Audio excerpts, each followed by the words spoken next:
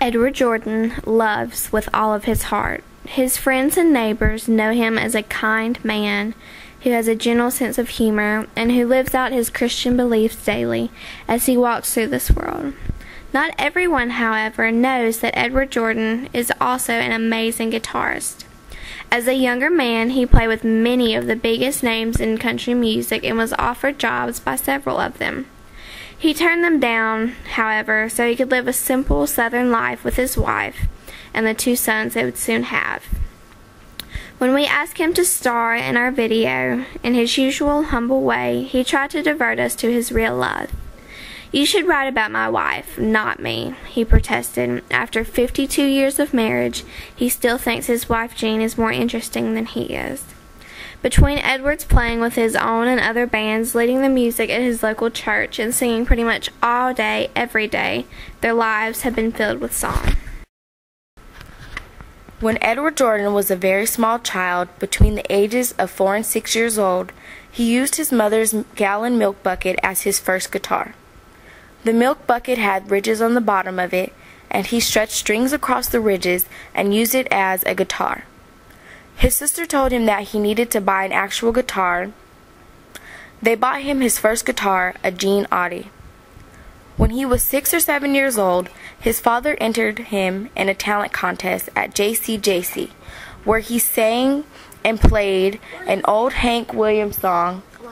He won second place in the talent contest. From there, Edward Jordan bought a silver tone guitar from Sears. He played it for a few years and then went to an electric guitar. He played while in grammar school and on through high school. When Jordan was about 15 or 16, him and a couple of buddies began to slip off and play for dances. Once word got around that they were available, they started playing nearly every weekend. Since they were making money with their music, they were glad to oblige the many groups who called, needing a band for dances. Soon he began playing regularly with different bands like the Larry Sanford Band and the Ray Dearman Band. Jimmy Swan, a local DJ in Hattiesburg, hired him for his band. Jimmy also had a weekly TV show on WDAM, and Edward played on it for a long time too. Somewhere along the way, though, he started playing with country music stars. In April 1958, Edward graduated from Sanford High School and joined the Army. After he completed basic training and schooling to become a supply clerk, he was sent to New Mexico, where he started playing with a local band. From there, Mr. Jordan shipped to the Panama Canal Zone, where he played in USO clubs. Soon after he was discharged in 1958, Mr. Jordan married his high school sweetheart, Jean.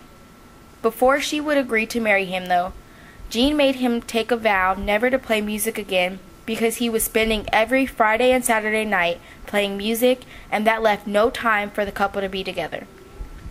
For a time, he was able to keep that vow, but eventually, in need of extra money, he returned to the band scene and played lead guitar or bass at the Western Way Club with numerous stars. From there, he started playing in Laurel, Mississippi, with still another band. There, a representative from the VFW contacted him to play for them, since their band leader was being moved to another radio station in another town. After a few weeks, he took the reins of the band and headed it for the next 18 years.